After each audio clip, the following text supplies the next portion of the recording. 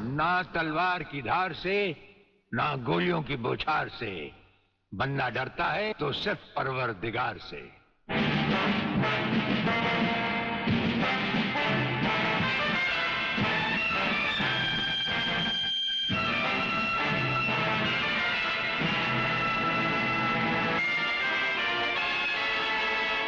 Brigadier Suryadev Singh?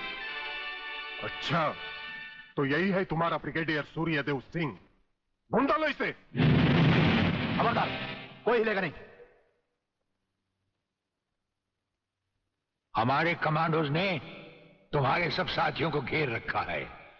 Swami ji, जरा अपने पीछे भी नजर डालो। ये कमांडो बड़ा खतरनाक है। तुम्हारा बाप है, पत्ता हिलने से पहले ही पेड़ काट डालता है। तुम्हारी भलाई अब इसी में है कि बिना हिले जुले खामोश खड़े रहो।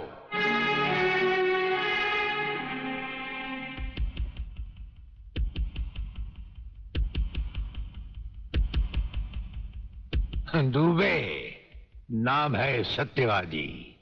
सत्यवादी दुबे। जैसे गधे की पीठ पर घोड़े की जीन अच्छी नहीं लगती, वैसे ही तुम्हारे कंधों पर ये सितारे अच्छे नहीं लगते।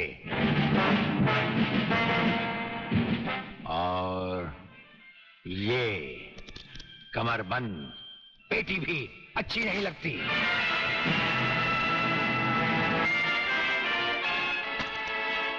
अब वो कसम याद करो जो तुमने खाई थी ये वर्दी पहनने से पहले। हम कसम खाते हैं कि हम पूरी ईमानदारी और वफादारी से देश और कानून की रक्षा करेंगे।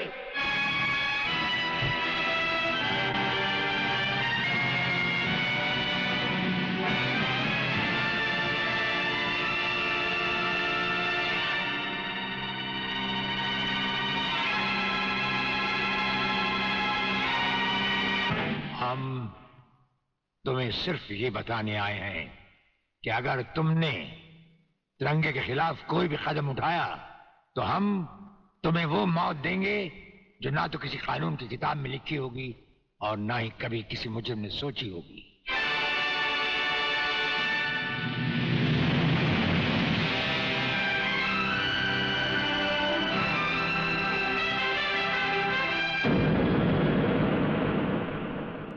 Hello, inspector Wagle speaking. No, suspended inspector Shivajirao Wagle speaking. Sir, DSP साहब ने आपको अर्जेंट बुलाया है। कल से ड्यूटी ज्वाइन करनी। फिर?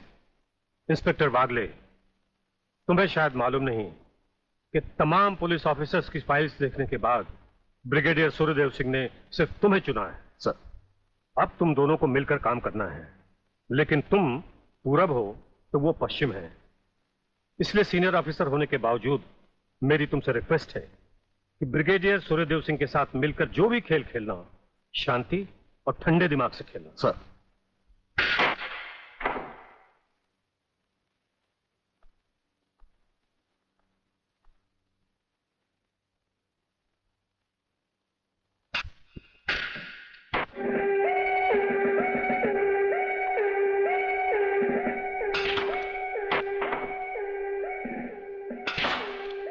बड़े प्यार से खेलते हैं आप। असली खिलाड़ी मरने वाले दुश्मन को पता भी नहीं चलने देते कि कब होगी उसकी मौत।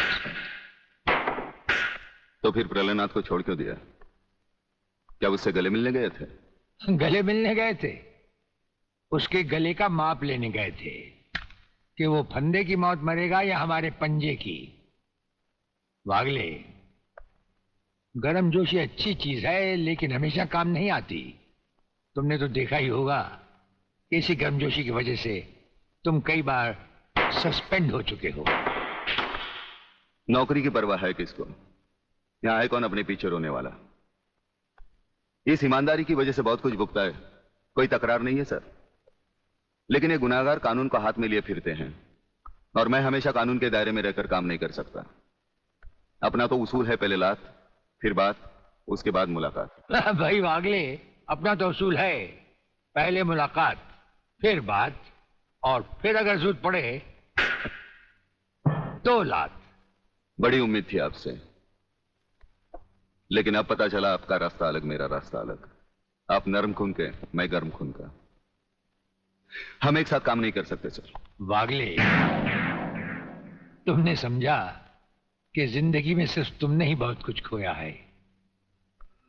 इस इंसान को देखो, जब चाहता एक घर बसा सकता था, लेकिन नहीं, इस अकेली जान को हमने अपने देश के लिए उठा रखा है। दोनों का मकसद एक है, मंजिल एक है, सिर्फ रास्ते अलग अलग हैं। नहीं वागले, हमारे रास्ते भी एक हैं, मंजिल भी एक है।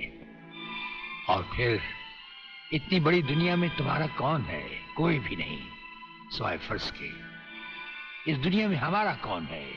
कोई भी नहीं, सिवाय फर्ज के। अगर फर्क है तो सिर्फ सोचने के ढंग में और काम करने के तरीके में। अब हमें इस फर्क को मिटाते हुए ये युद्ध एक साथ लड़ना होगा।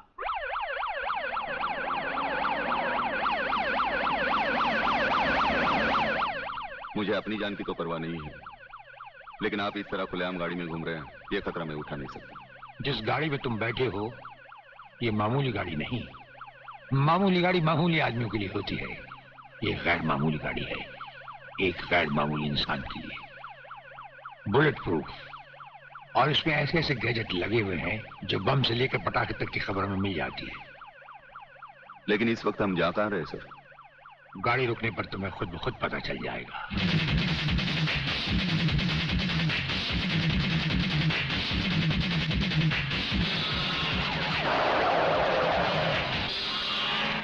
वागले, यहां हमारा घर है।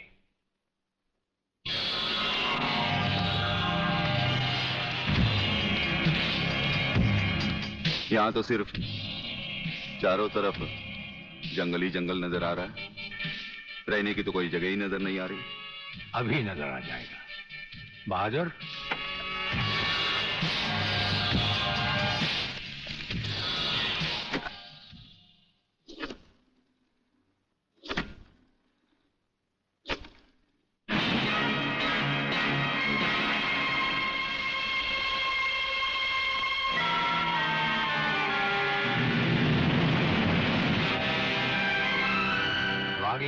ये ऐसा बंकर है जिसका अता पता सिर्फ हमें या एक हमारे खास आदमी खबरीलाल को है, और आज से तुम्हें होगा। ये इतना मजबूत है कि इस पर ना तो कोई हवाई हमले का असर हो सकता है और ना किसी बम या बारूद का। दुश्मन तो क्या, हमारी इजाजत के बगैर परिंदा भी पर नहीं मार सकता।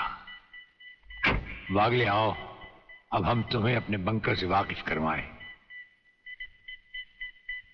ये रहा हमारा ट्रांसमीटर सेक्शन। यहां से हम हिंदुस्तान के किसी भी मिनिस्टर से जब जी चाहे हॉटलाइन पर बात कर सकते हैं, लेकिन आसमान वाले ने चाहा तो इसकी जरूरत कभी नहीं पड़ेगी। हम अकेले ही तुम्हारे साथ वागले सब कुछ संभाल लेंगे। और वो देखो, वो एक कमरा जिसमें सब हथियार रखे हुए हैं, और उस कोने में रहा हमारा अस्पताल। यहाँ हर लाए दुश्मन का सीटी स्कैन करके उसकी अंदरूनी बीमारियों को बाहर निकाला जाता है। मुझे छोड़ दीजिए ब्रिगेडियर साहब, मैं सच कहता हूँ, मैं प्रलयनाथ के बारे में कुछ नहीं जानता। मुझे छोड़ दीजिए ब्रिगेडियर साहब। और छोड़ तो तुम्हें जरूर देंगे, लेकिन तुम मोटे बहुत हो, थोड़ी चर्बी कम होने के बाद। यह अस्पताल मेरे हवाले कर दीजिए सर। चर्बी कम करने के बहुत से तरीके मुझे मालूम है। हाँ, गुड वागले।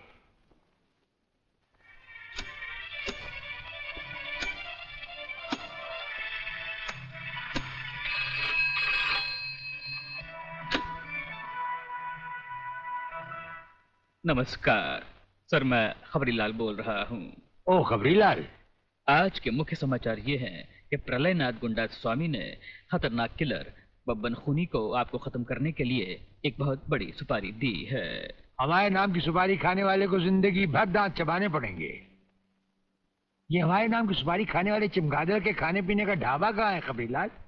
शहर से 40 मील दूर काली पहाड़ी के पीछे उसका एक अपना बहुत बड़ा मैंगो फार्म है। आज के समाचार समाप्त हुए।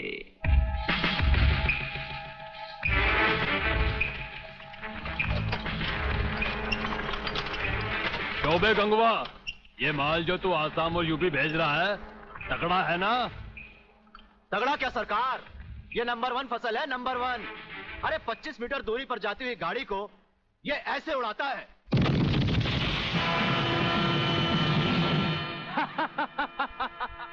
देखा सरकार, ये अपनी बम फैक्ट्री में बना हुआ मैंगो का कमाल। यूपी और असम में आतंक फैलाने के लिए ये माल तो ठीक है, पर मुझे वो माल बता जो ब्रिगेडियर सूर्यदेव सिंह को उसकी गाड़ी के साथ जलाकर उसे राख कर दे। वो भी तैयार है सरकार। ये देखिए छोटा सा हापुस जो 50 मीटर की दूरी पर जमीन पर गिरते ही ऐसा फटता है कि मरने वाले की हड्डियों का सुरमा बन जाता है। ये देखिए।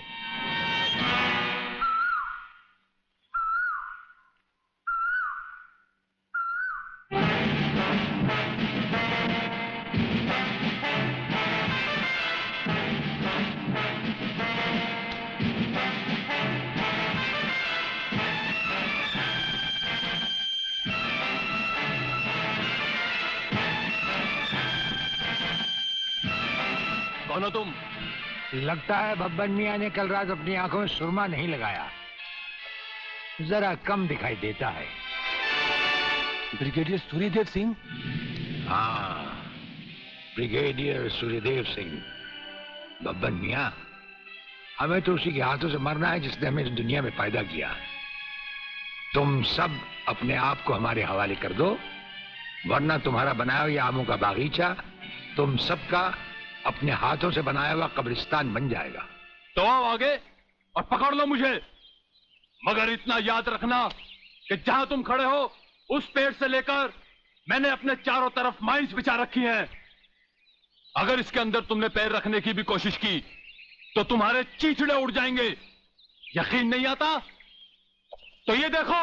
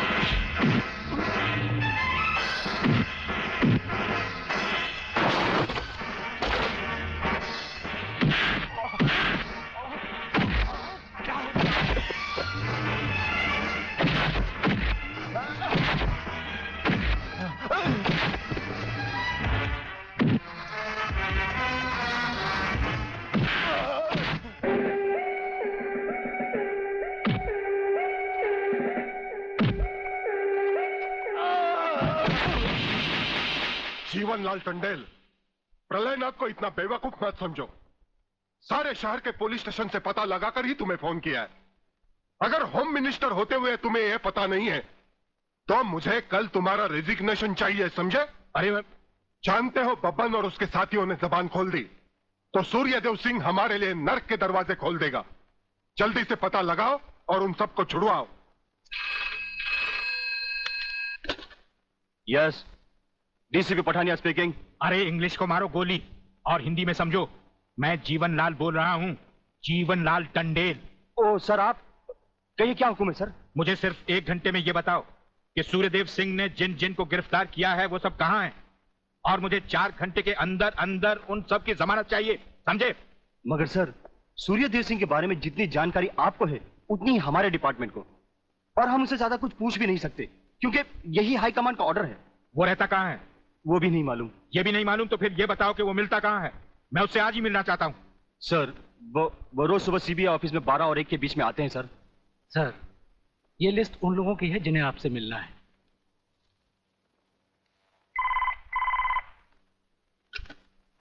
सर, मंत्री जी आपसे मिलना चाहते हैं। टंडेल का नाम है क्या इसमें? जी नहीं सर।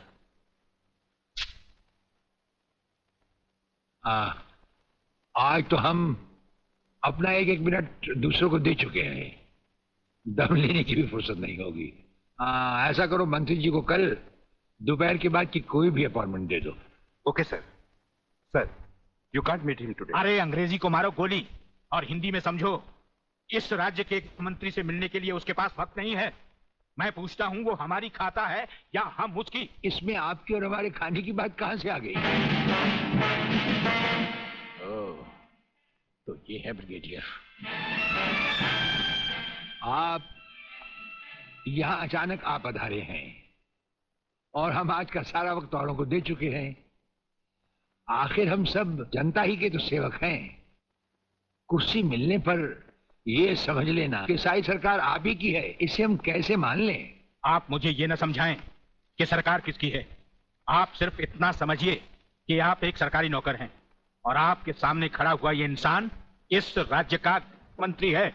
खादी के कपड़े पहनने से और टोपी लगा लेने से कोई महात्मा गांधी नहीं बन जाता। और सुनिए, हमें नेताओं की भाषा ना तो पहले समझ आई थी और ना कभी आएगी। भाषा छोड़ो ब्रिगेडियर, मैं जो आपसे कहना। आपने जो कुछ भी कहना है कल कह लीजिएगा। आपकी अपॉइंटमेंट नोट करवा दी गई है। और एक बात ये भी याद रखिए कि हमसे बगैर अपॉइंटमेंट के कोई नहीं मिल सकता। और जहां तक हमारा ताल्लुक है, हम किसी से भी किसी वक्त भी कहीं भी मिल सकते हैं, हमारा जब दिल चाहे। शायद आपने वो लेटर नहीं पढ़ा जो सेंट्रल गवर्नमेंट ने आपको भेजा है। उसमें खासुल खास ऑर्डर है कि हमारे किसी भी काम में कोई भी दखल अंदाजी नहीं कर सकता। नमस्कार। नमस्कार।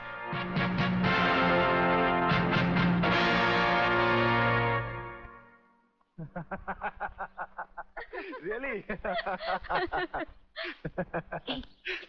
ओए, हाँ, गुड मॉर्निंग अंकल। अरे अंग्रेजी को मारो गोली और हिंदी में बात समझो। हिंदी में तुम ये बताओ, तुम्हारे पिता कहाँ हैं? पिताजी, अंकल तो ऊपर बैठे हुए हैं, आप ही का इंतजार कर रहे हैं। राधा, तुम्हारे पिताजी बड़े उखड़े हुए लगते हैं। लगता है there is something wrong in the ministry। अरे रॉन्ग हो या राइट, यही समझना होता तो मैं भी तुम्हारी तरह खादी के कपड़े पहन लेता। अरे सरकारी लेटर से मुझे क्या लेना देना?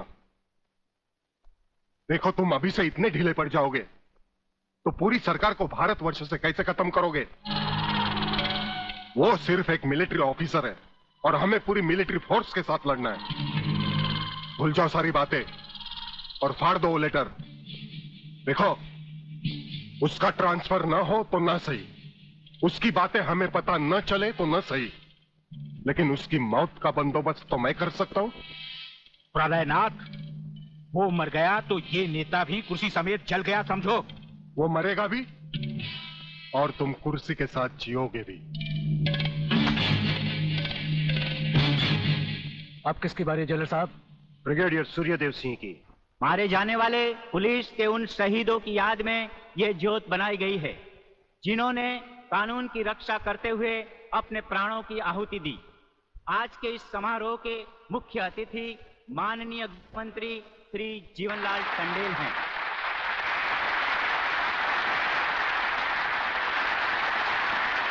और इस ज्योत का उद्घाटन एक महान योद्धा, परमवीर चक्र विजेता ब्रिगेडियर सूर्यदेव सिंह के हाथों से होगा।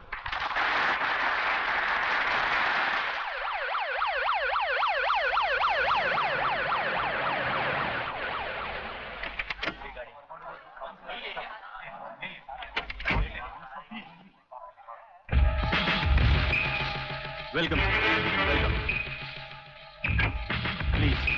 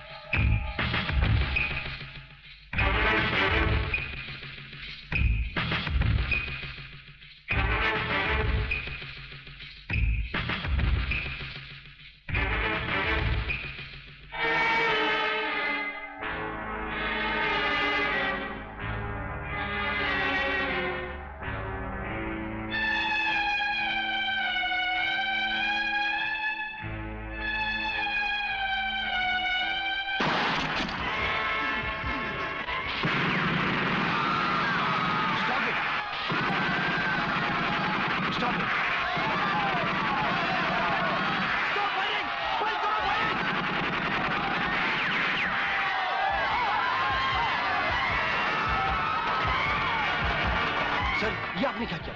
फायरिंग का ऑर्डर क्यों दिया सर? आपकी एक गलती से कितनी जाने गई, इसका जवाब कौन देगा ब्रिगेडियर साहब? मिस्टर तिवारी, इसका जवाब अब ब्रिगेडियर को ही देना होगा, और वो भी अदालत में।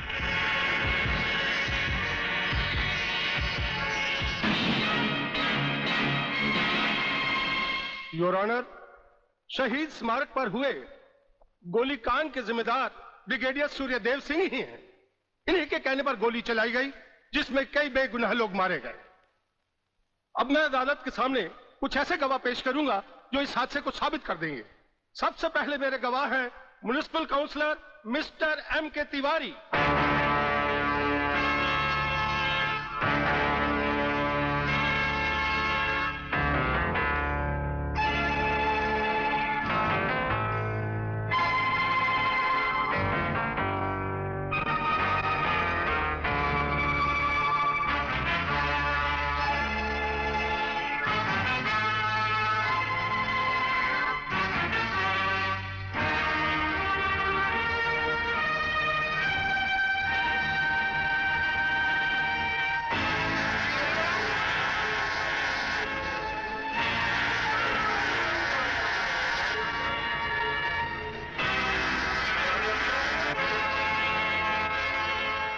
योर ऑनर, अब हमारा आखिरी एक ऐसा चश्मदीद गवाह है जिसकी सच्चाई पर कोई शक नहीं कर सकता, और वो है इंस्पेक्टर शिवाजीराव वागले।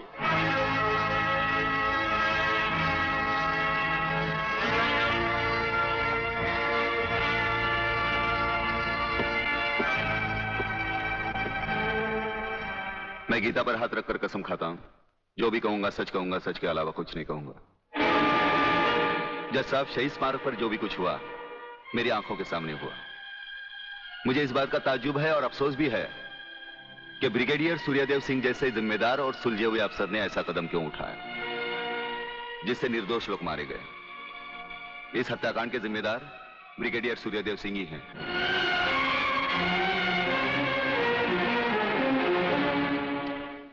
ब्रिगेडियर सूर्यदेव सिंह, अदालत ने आपके खिलाफ सारे बयान सुने। आप अपनी सफाई में कुछ कहना चाहेंगे या आपका कोई वकील है? हम अपनी डिफेंस खुद करेंगे, सिर्फ आपकी इजाजत चाहिए। इजाजत है? आप गीता पर हाथ रखकर कसम खाइए, जो भी कहेंगे, सच के सिवा कुछ नहीं कहेंगे। जज साहब, क्या अदालत को यकीन है कि गीता और कुरान या बाइबल जैसे पवित्र ग्रंथों पर हाथ रखकर जो गवाहियां दी जाती हैं वो सच होती हैं? अगर इन कस्मों के बावजूद भी गवाह सच नहीं बोलता तो फिर अदालत में इन पवित्र ग्रंथों का अपमान किस लिए जज साहब?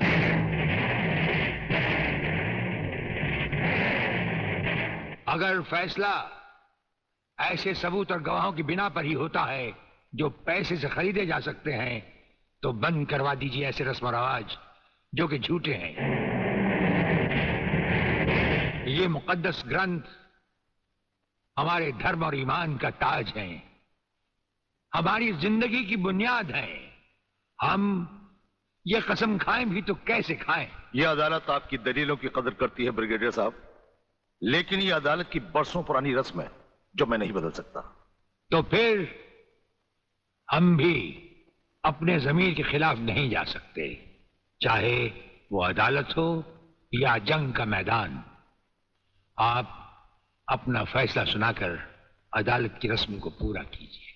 तमाम सबूत और गवाहों के बयानात को मद्देनजर रखते हुए यह अदालत इस नतीजे पर पहुंची है कि शहीद स्मारक पर बेगुनाहों पर पुलिस ने गोली ब्रिगेडियर सूर्यदेव सिंह के कहने पर चलाई। इसलिए यह अदालत ब्रिगेडियर सूर्यदेव सिंह को 1 साल कैद की सजा सुनाती है।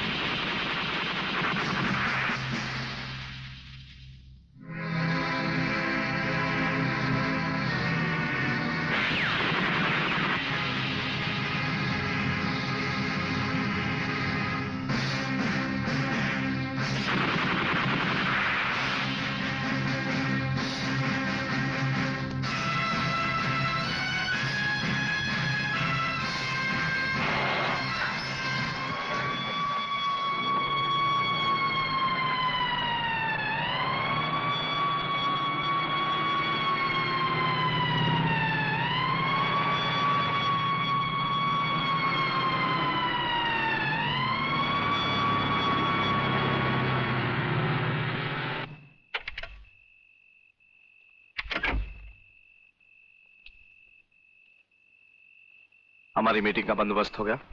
Yes sir. सूर्यदेव सिंह को आप जेल के तहखाने में मिल सकते हैं। गवर्नमेंट डिसिप्लिनरी एक्शन का मामला है, इसलिए हमारे साथ हमारे सेक्रेटरी के अलावा और कोई नहीं जाएगा। Right sir. This way please.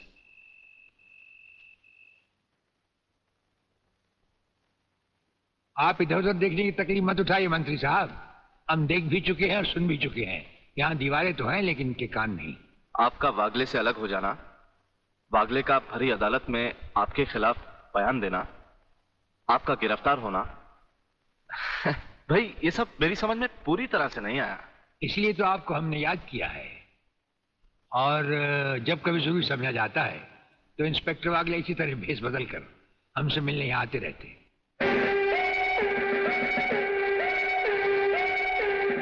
Sir, brigadier साहब का हमसे अलग होना, जेल में आ जाना, इससे दुश्मन हमें कमजोर समझकर लापरवाह हो जाएंगे और उनकी इसी लापरवाही का फायदा उठाकर हम उनकी जड़ें आसानी से काट सकते हैं।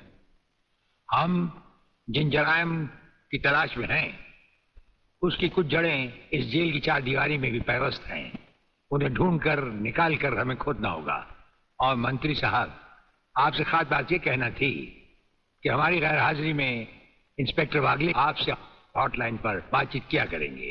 ये जब कभी भी आपसे कहें, आप हमारे लिए रिहाई के ऑर्डर भिजवा दीजिएगा। ठीक है, आप जब चाहेंगे आपकी रिहाई के ऑर्डर्स भिजवा दिए जाएंगे। नमस्कार। Cheers!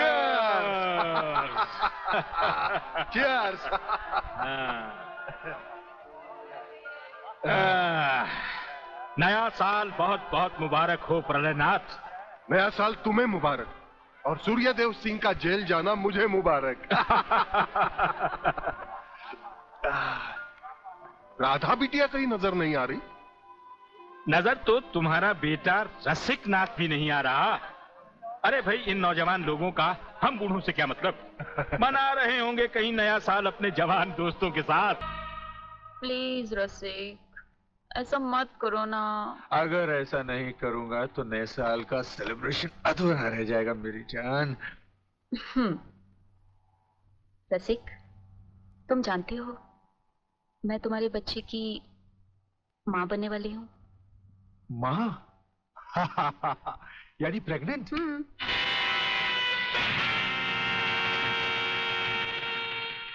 अनीता, तुम? हाँ, मैं। कह दो इसे भी, प्रेगनेंसी में परेशानी क्या है, करवा लो अबॉर्शन। शादी बाद में कर लेंगे, अभी तो हम बच्चे हैं। क्यों, यही कहा था ना तुमने मुझसे? और न जाने किस किस से कहा होगा। अनीता, अनीता, कब तक तुम मुझे यूं ही ब्लैकमेल करती रहोगी? राधा, राधा ये सब तुमसे झूठ बोल रही है। ये मुझे बदनाम करना चाहती है। इसकी बातों में मत आना तुम। मैं भी तुम्हारी तरह इसकी भोली भाली बातों में आकर इसके बच्चे की माँ बनने वाली हूँ। मेरे बच्चे की माँ? अरे ना जाने किस किस का पाप अपने पेट में पालकर तू मुझे उसका पाप बना रही है। रसिकनाथ, जिसका पाप मेरे पेट में है, उसी पापी का अंत करने आई हूँ।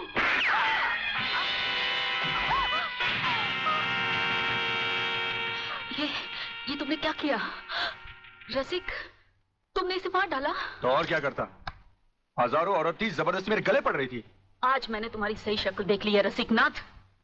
अगर ये एक बाजारू औरत थी तो तुम भी एक बाजारू कुत्ते हो जो जगह जगह मुंह मारते फिरते हो।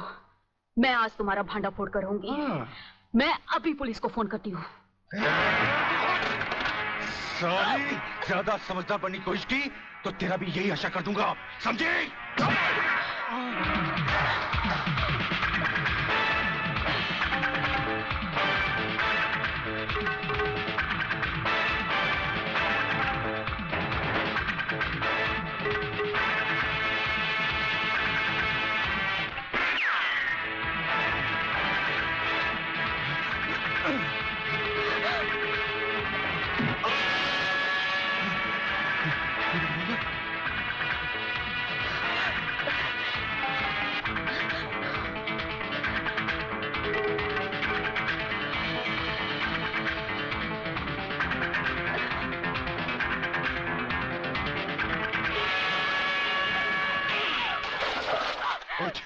पुलिस को बताएगी, पुलिस को बताएगी। जिंदा रहेगी तो पुलिस को बताएगी ना, न रहे बांस न बजेगी बांसुरी। मैं तुझे खत्म कर दूंगा कमीनी।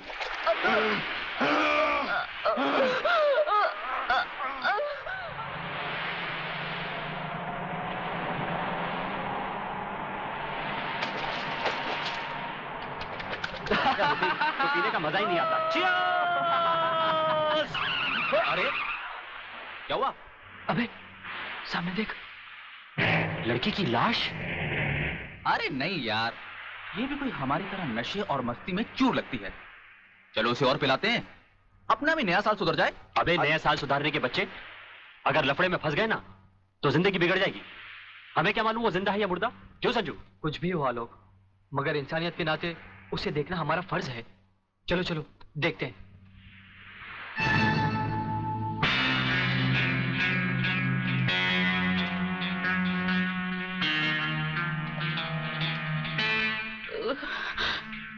मुझे मत मारो प्लीज।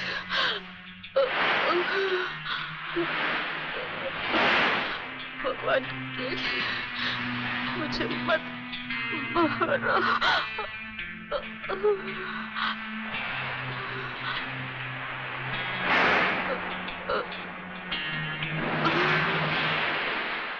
अरे ये तो फिर से बेहोश हो गई।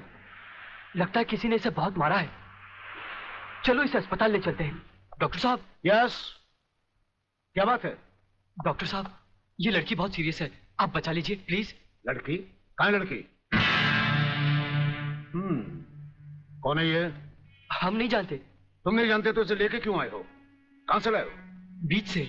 ये हमें बीच पर बेहोशी की हालत में मिली थी। बेहोशी की हालत में?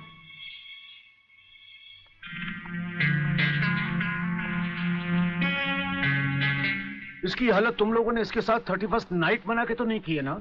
हम लोगों ने? ये क्या कह रहे हैं डॉक्टर साहब? नहीं नहीं, हम लोगों ने ऐसा कुछ नहीं किया।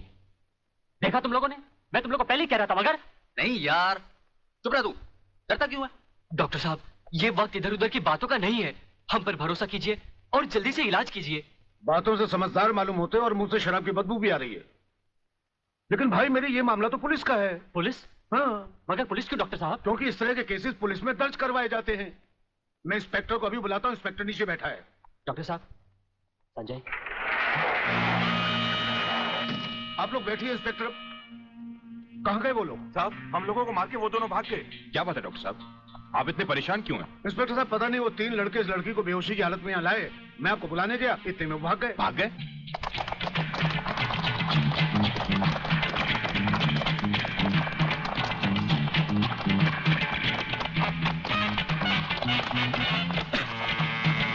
अरे जल्दी कर।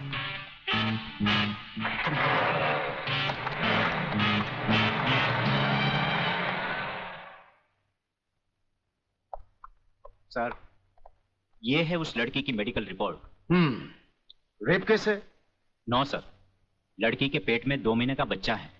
लड़की को होश आया? No sir. उसका कुछ अता पता?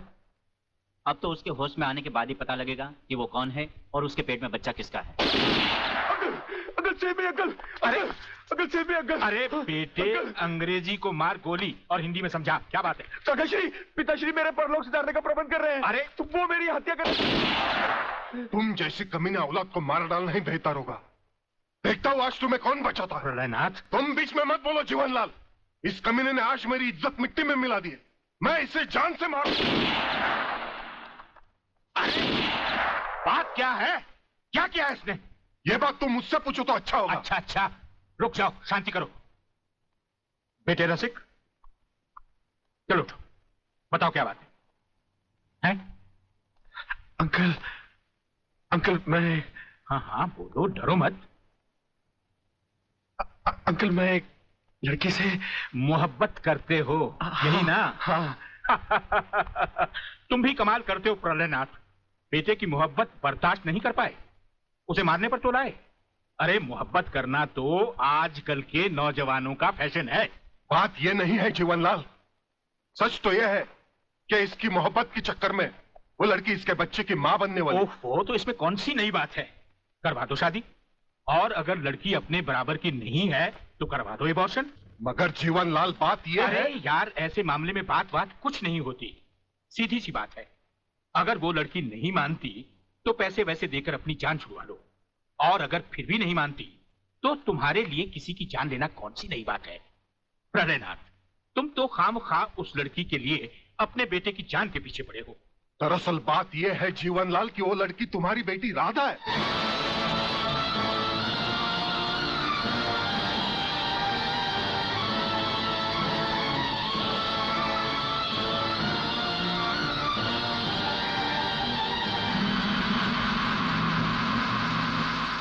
सारी चीजें दर्ज कर ली? जी साहब। और हाँ, इस डेड बॉडी को जल्द से जल्द पोस्टमार्टम। साहब ये पर्स मिला है।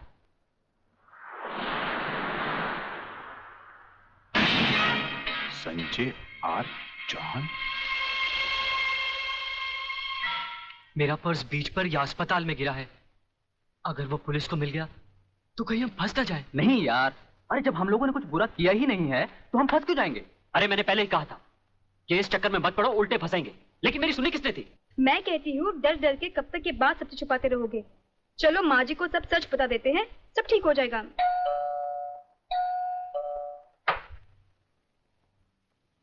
नमस्ते। नमस्ते। क्या बात है इंस्पेक्टर साहब? हम शक की बुनियाद पे आपके बेटे संजय और उसके 2 दोस्तों को गिरफ्तार करने आए हैं। गिरफ्तार? क्यों? क्या जुर्म किया है उन तीनों ने? ये आप अपने बेटे से पूछ लीजिए।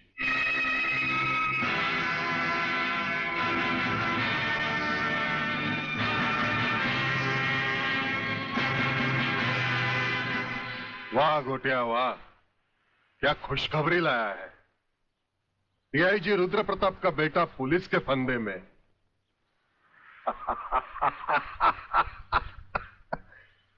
बाप ईमानदारी की मौत मर गया, अब बेटा कानून की मौत मरेगा।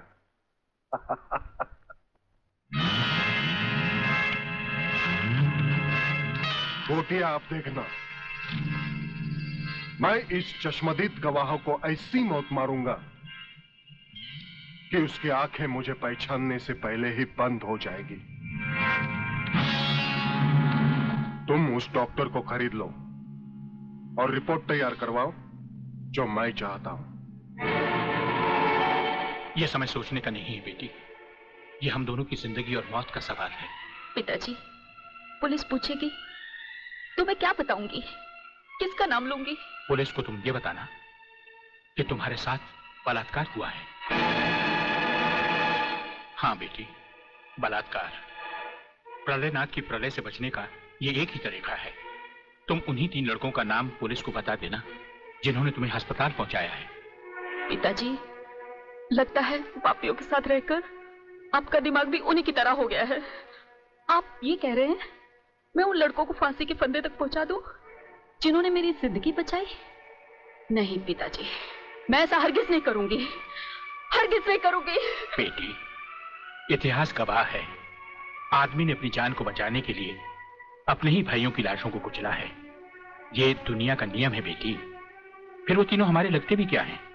अगर उन्हें फांसी लग भी गई तो हमारा क्या जाएगा?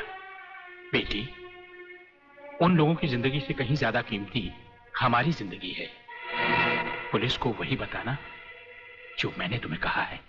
मगर गुप्ता जी, किसी के सपने पूरे करने के लिए किसी के अरमानों का गला तो नहीं घोटना चाहिए। ये पाप है।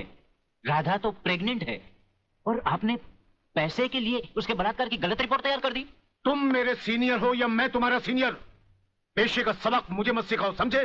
सीनियर और जूनियर का मतलब ये तो नहीं सर कि आप कुछ भी करें और मैं चुपचाप देखता रहूं। ऐसा कभी नहीं होगा। मैं आपकी गलत रिपोर्ट पर हरगिज साइन नहीं करूंगा जो उन 3 निर्दोषों को फांसी के फंदे तक पहुंचा दे। डॉक्टर सिन्हा, आज से 5 साल पहले डॉक्टर श्रीवास्तव ने इसी तरह की एक गलत रिपोर्ट पर साइन करने से इनकार कर दिया था। गुंडा स्वामी के आदमियों ने उसे 6ठी मंजिल से नीचे फेंक दिया और पुलिस ने उसकी मौत को आत्महत्या समझकर उसकी फाइल हमेशा हमेशा के लिए बंद कर दी। अगर तुम भी उसी राह पर चलना चाहते हो तो एज यू विश। इंस्पेक्टर साहब, मैं कहती हूँ ये कहाँ का न्याय है? कैसा कानून है जो 3 मासूमों को सोचे समझे बिना हवालात में बंद कर दिया? मैं पूछती हूँ क्या हो गया है इस देश के कानून को? अगर पुलिस वाले इस तरह पुलिस स्टेशन में सोते रहे तो निर्दोष लोग जेल में नहीं जाएंगे तो कहाँ जाएंगे? उठो! कौन तुम? नींद की गोली खाकर सोया है या गांजे की? दिखता नहीं क्या? लड़की हूँ मैं, आलोक की बहन, जिसे तुम्हारे कोई बहादुर इंस्पेक्टर ने बलात्कार के जुर्म में पकड़ा है। कहाँ है वो इंस्पेक्टर? मैं उससे मिलना चाहती हूँ। सलाम साहब। साहब? अच्छा, तो आप ही है वो साहब। मैं पूछती हूँ, तुम पुलिस वालों को हुआ क्या है जो गुनहगार को निर्दोष और निर्दोष को गुनहगार समझ लेते हैं? सुना था कानून अंधा होता है, मगर तुम्हें तो भगवान ने एक नहीं दो आंखें दी है, और वो भी चील की तरह मोटी मोटी। क्या वो तीनों तुमको किसी भी तरह से बदमाश लगते हैं? अरे मेरा भाई आलोक, वो तो किसी लड़की से बात करते हुए भी कांपता है, वो किसी पे बलात्कार क्या करेगा? खाक। वागले बेटे, ये तो लाल मिर्च है तीखी तीखी। हाथ लगाओ तो हाथ चले, मुंह लगाओ तो मुंह चले, दिल लगाओ तो दिल चले। ये तेरी बीवी बनने के लायक है। अरे इस तरह घूर घूर के क्या देख रहे हो? पहले कभी लड़की नहीं देखी क्या? लड़कियां तो बहुत देखी, लेकिन तेरे जैसे तीखी पहली बार देखी। क्या तीखी? क्या नाम है तुम्हारा? शांति शांति शांति शांति शांति शांति। वाह, क्या कमाल का नाम रखा है चुन के माँ बाप ने, शांति, जो इस देवी के चेहरे और जुबान से शहद की तरह टपक रही है। हाँ? हंस क्या रहे हो दांत निकाल कर? मुझे अपने भाइयों से मिलना है। हवलदार, मिलने दो इसे। साहब, उन तीनों को अस्पताल ले गए शिनाख्त के लिए। संजय चौहान, आलोक वर्मा और अली खान, यही वो 3 लड़के हैं जो आपको अस्पताल में छोड़कर भाग गए थे। क्या इन्होंने आपके साथ बलात्कार किया?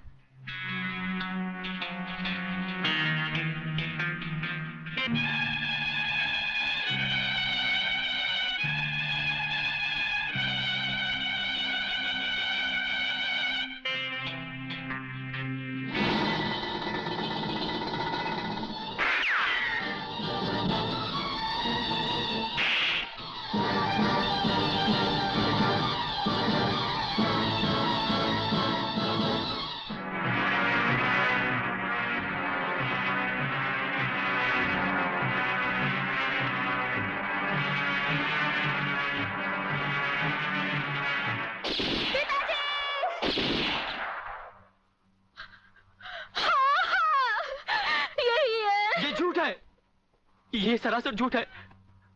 हमने कोई बलात्कार नहीं किया। सच कह रहा है मेरा बेटा। इंस्पेक्टर साहब, ये झूठी है ये। तुम लड़की नहीं, लड़के के नाम पर एक कलंक हो। अरे जरा इन मासूम चेहरों को देखो, जिन पर तुमने मौत की स्याही पोत दी है। इनकी सहमी हुई आंखों को देखो, जिनमें तुमने मौत की दहशत भर दी है। और फिर मेरी आंखों में आंखें डालकर देखो, क्या इन्होंने तुम्हारे साथ बलात्कार किया था? इंस्पेक्टर, कौन है ये औरत? इसे बाहर ले जाओ। हवलदार, पकड़ लो इसको। खबरदार, अगर किसी ने भाभी को हाथ लगाया तो।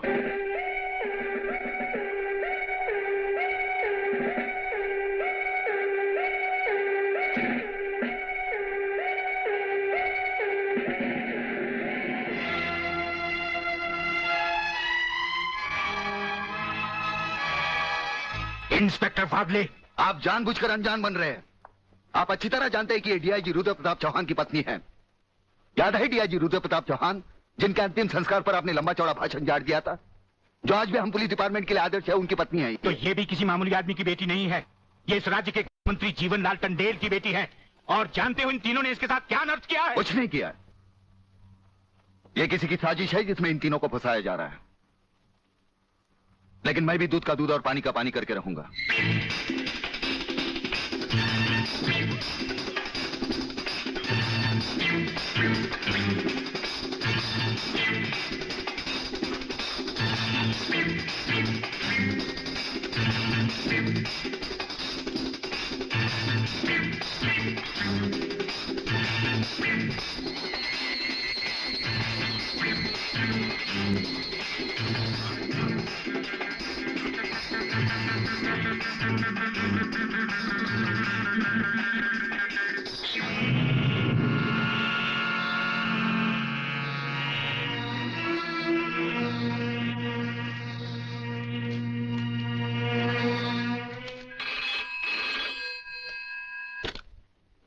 हरिप्रसाद स्पीकिंग। जज साहब, मैं प्रलयनाथ गुंडा स्वामी बोल रहा हूं। Your honour, dancer miss Anita Chaudhary की लाश का समुद्र के उसी किनारे से मिलना और उसी जगह से राधा टंडेल के कपड़े और सैंडलों का मिलना, इंस्पेक्टर वागले को मिली हुई गोली और अनीता चौधरी के पेट से निकली हुई गोलियों का एक ही रिवॉल्वर से चला होना और उस रिवॉल्वर पर किसी और की उंगलियों के निशान होना यह साबित करता है कि इस केस में किसी और का भी हाथ हो सकता है। इसलिए जब तक ये बातें खुलकर अदालत के सामने नहीं आती, मैं अदालत से दरख्वास्त करूंगा कि इन तीनों की जमानत मंजूर कर ली जाए।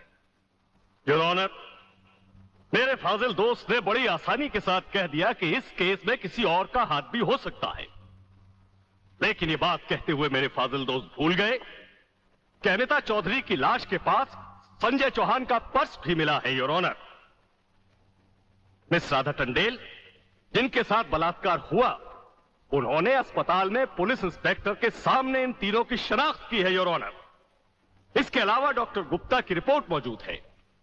इन तमाम बातों से जाहिर है योर ऑनर कि रेप और मर्डर इन्हीं तीनों ने एक साथ मिलकर किया है। लिहाजा मेरी कोर्ट से गुजारिश है कि इनकी जमानत किसी भी कीमत पर मंजूर नहीं की जाए।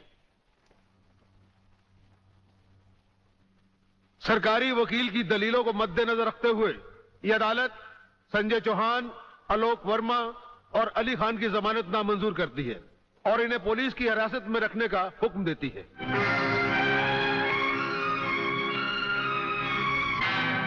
योर ऑनर, मैं इंस्पेक्टर वागले इस केस की छानबीन मैं कर रहा हूं। अदालत से इस केस के बारे में कुछ कहने की इजाजत चाहता हूं। इजाजत है। Thank you sir.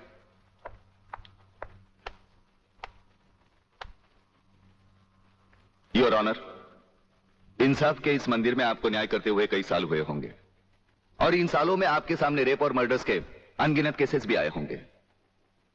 क्या उन अनगिनत केसों में आपके सामने कोई ऐसा केस आया है जहां कत्ल और बलात्कार करने वाले ने जिसके ऊपर बलात्कार किया है उसे खुद अस्पताल पहुंचाया हो? ये तो अभी तक सुना नहीं कभी। सही कह रहा है ये बात, कुछ ना कुछ गड़बड़ जरूर है। बहुत बड़ी ऑर्डर, ऑर्डर। इंस्पेक्टर वागले, मुझसे सवाल करने की बजाय आप इस केस में रोशनी डालिए। वही कोशिश कर रहा हूं सर। अदालत सरकारी वकील की जिन दलीलों को मद्देनजर रखते हुए इन लड़कों की जमानत नामंजूर कर रही है, मैं उन्हीं दलीलों के बारे में कुछ कहने की इजाजत चाहूंगा। इजाजत है। सरकारी वकील का कहना यह है कि अनीता चौधरी की लाश के पास संजय चौहान का पर्स मिला। हो सकता है बेहोश राधा टंडेल को उठाते वक्त वो पर्स वहां गिर गया हो। अब इनका कहना यह है कि राधा टंडेल ने इन लड़कों के खिलाफ बयान दिया है। यह भी तो हो सकता है कि वो बयान उसे किसी के दबाव में आकर दिया हो। जिस डॉक्टर ने बलात्कार की रिपोर्ट बनाई वो भी खरीदा गया हो। आपकी इन दलीलों से अदालत अपना फैसला नहीं बदल सकती। यह फैसला आप जबरदस्ती इन पर लाद रहे हो। इंस्पेक्टर वागले, अगर मैं चाहूं तो अदालत की तौहीन के जुर्म में मैं तुम्हें अभी टर्मिनेट कर सकता हूं। कोई परवाह नहीं है मुझे इस बात की। मेरा तो विश्वास उठ गया है इस कानून से। कौन सा कानून, कैसा कानून? यह कानून तो चंद मुजरिमों की रखेल बन बैठा है। इसलिए लोग अदालत का दरवाजा खटखटाने के बजाय गुंडों की चौखट चूमते हैं। Take him out of the court. अगर जिंदगी में किसी से रिश्वत ना ली हो तो ही मुझे हाथ लगाना।